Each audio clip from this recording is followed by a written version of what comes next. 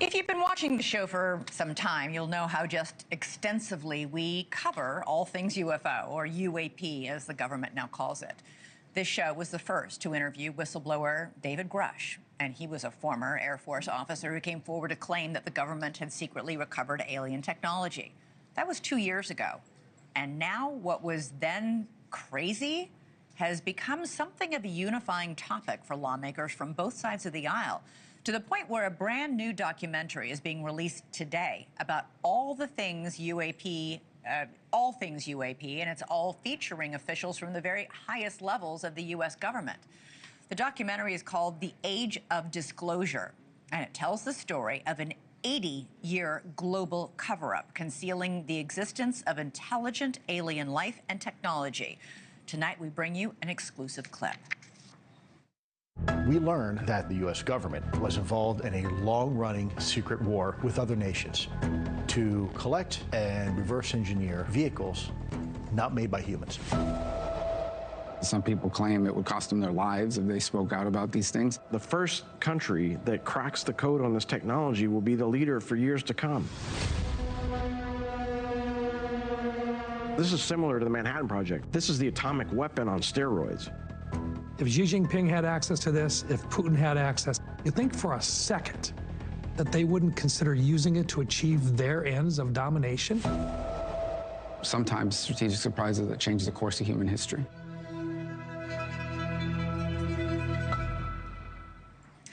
Dan Farah is the documentary's director and producer, and he joins me now. All right, Dan, I was up way too late watching this entire thing because I literally couldn't stop. Congratulations. It's fantastic. I was struck by this line from one of the people you interviewed. Without a doubt, there has never been a program before that has been so successfully kept out of the public eye as the Legacy Crash Retrieval Program.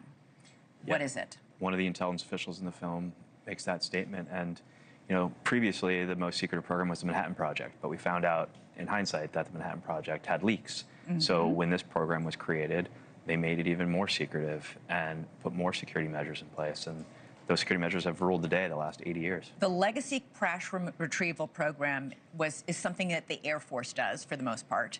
They have special units that go out to collect, to retrieve alien spacecraft that have crashed. Well, the people in my film reveal that the elements of this program are elements of the Air Force, elements of the CIA, elements of the Department of Energy, and military defense contractors. All right. For decades, they've had these units that go out, and we're not the only ones with these units that are going out to retrieve the stuff. Yeah. Russia and China are too. That's the other amazing thing that you reveal in the film, which is that we're in a secret arms race. Yeah, it's arguably the most shocking of the reveals that there is this high-stakes secret Cold War race to reverse engineer technology of non-human origin that the United States is involved in with adversarial nations like China and Russia. We think China and Russia both have retrieved alien spacecraft as well. That's what the officials in my film go on the record stating. They go on the record, in fact, saying that what in 1989, we think the Soviets retrieved a Tic Tac shaped spacecraft that had crashed. which was significantly larger than the Tic Tac encountered by the Nimitz carrier strike group, and you know, Commander Dave Fravor, who pursued it. You also have two different astrophysicists in the documentary who say the government has retrieved at least 2 different alien species, and that one of them made contact with the crash retrieval team. What does that mean? Does that mean it was alive when they captured it? One of the intelligence officials in the film speaks about an event that happened on a U.S. military base where 2 UAP approached the base. One of them landed, and apparently non-human beings exited the craft and interacted with members of the Air Force and the CIA. Now, here's the thing: these all sound like extraordinary claims that are hard for people to wrap their head around, right? Yeah. But these are 34. In my film, there's 34 extremely high-level military, government, intelligence officials, people who have been trusted with very high-level security clearances, people who have been involved in, you know, keeping this nation safe in many different ways, and people who we trust in a lot of scenarios.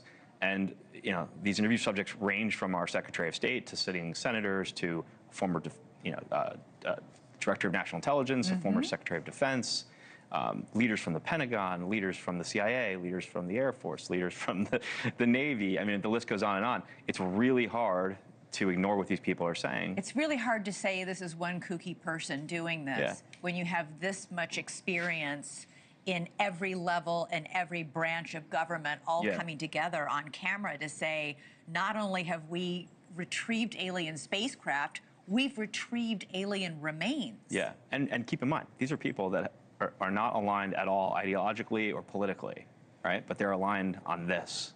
So it's 34 senior officials sharing one truth. This was something that I did not know, was that during the second Bush presidency, Bush 2, they actually contemplated, they convened a cabinet meeting and debated and discussed for days about whether or not to finally go public with this program, with what they have found and what they have discovered. So Bush 2 had learned the base facts that we're not alone in the universe and that there have been recoveries of technology of non-human origin. And he was contemplating whether to share that with the world during his presidency. And he put together a think tank. One of the officials in my film was part of that think tank, and he goes on the record about it. They were asked to analyze the impact to various aspects of our society, from religion to the economy, and they all went into it bullish on the idea of disclosure. And after evaluating it, they all decided it was a bad idea. Why? For various reasons, just the impact, the place we were as a country following 9/11. They just didn't think it was a good idea. They thought that we weren't ready for it, right? The film also reveals that in Trump's first administration, he contemplated going public in a similar way.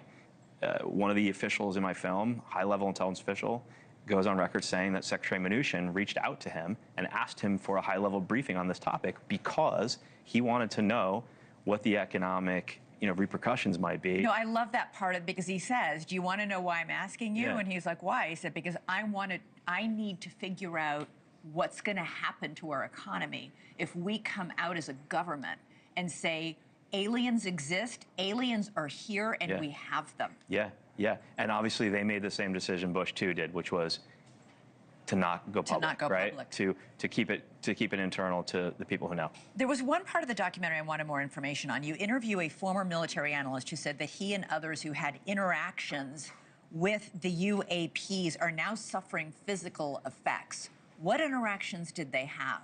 Yeah, so one of the, to be honest, not so shocking reveals is that intelligence officials who have had encounters with UAP end up having biological effects. And I say not surprising because this is technology that we don't understand fully, that is emitting a lot of energy.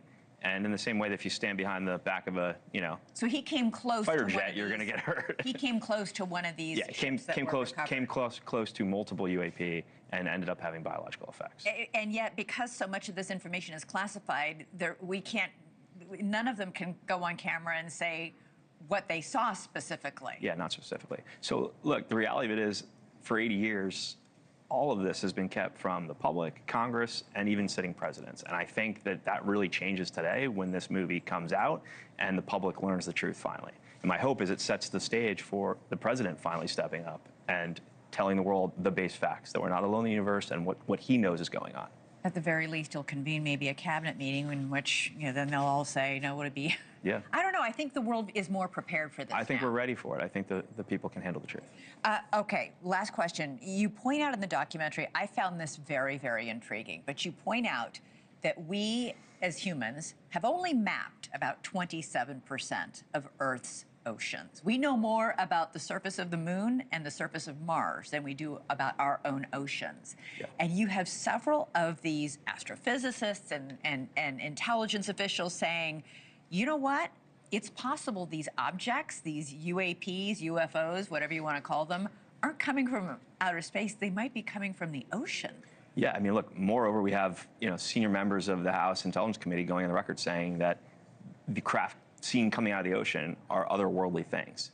They straight up say on camera, these are not rockets, they're not aircraft. They're moving at hundreds of miles an hour underwater, they're otherworldly which is inconceivable. Things defying physics as we know it. And then retired Admiral Gallaudet, who was the chief oceanographer of the United States Navy, he is the one who states, that fact you just shared, and that he makes the point of if you were an intelligent species from somewhere else and you wanted to hide from humanity, the most obvious place would be our oceans. Right, that's where you got to hide. Wow, it's a fascinating documentary. It's on Amazon Prime Video starting tonight. It's also in theaters.